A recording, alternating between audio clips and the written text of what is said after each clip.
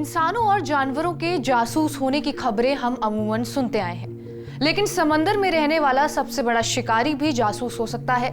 ऐसा कम ही सुनने को मिलता है, लेकिन ये सच है कि व्हेल भी जासूस हो सकती है। साल 2019 में नॉर्वे के इंगोया द्वीप पर जासूसी व्हेल देखी गई थी, जिसका नाम हवाल्दीमिर था। बताया जाता है कि ये व्हेल रूस के लिए जासूसी करती थी, लेकिन अब रूस की जासूस मानी जाने वाली सफेद बेलुगा व्हेल हवाल्दीमिर की मौत हो चुकी है। बीबीसी के मुताबिक 31 अगस्त को नॉर्वे के रिसाविका खाड़ी में मछुआरों को व्हेल का तैरता हुआ शव मिला। 14 फीट लंबी इस व्हेल की उम्र तकरीबन 15 साल रही होगी और इसका वजन 1225 किलो था। व्हेल के शव को क्रेन की मदद से बाहर निकाला गया और पोस्टमार्टम के लिए भेज दिया गया। व्हेल की मौत की वजह का खुलासा नहीं हो सका है, लेकिन आशंका यही जताई जा रही है कि किसी बड़ी नाव की टक्कर से उसकी मौत हुई होगी।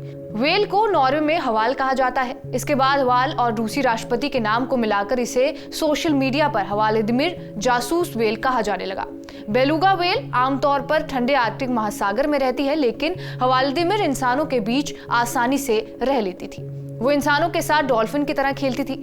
हवाल्दीमिर के बारे में दुनिया को पहली बार 2019 में पता चला था और इसे रूस से 415 किलोमीटर दूर नॉर्वे में इंगोया द्वीप के तट पर देखा गया था। बेलुगा व्हेल इस इलाके में नहीं मिलती, इसलिए इस पर नजर रखी जाने लगी। व्हेल को करीब से देखने पर उसके गले में एक पट्टा देखा गया था। उसके शरीर पर कैमरे के साथ मशीनें भी लगी हुई थी, जिस पर रूसी शहर सेंट पीटर्सबर्ग का नाम लिखा हुआ था। मीडिया रिपोर्ट्स के मुताबिक रूस की नौसेना व्हेल को ट्रेनिंग देती है और यही वजह है कि इसे रूस की जासूसी व्हेल माना जाने लगा।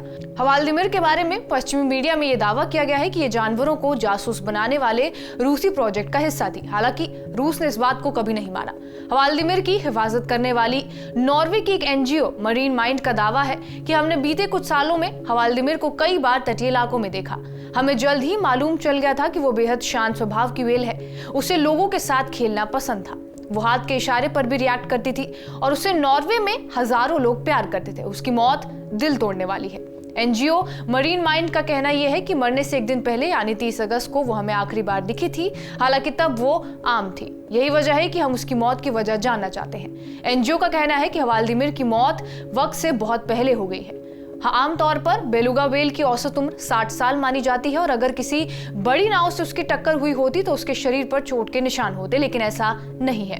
ऐसे में पोस्टमार्टम रिपोर्ट मौत की गुत्थी सुलझाने में काफी मददगार साबित होगी। बहरहाल, आपका इस खबर पर क्या कुछ कहना है, हमें कमेंट बॉक्स में जरूर बताएं। बाकी देश और दुनिया की तमाम बड़ी खबरों के लिए बने रहे हमारे साथ टीवी नेट डिजिटल पर।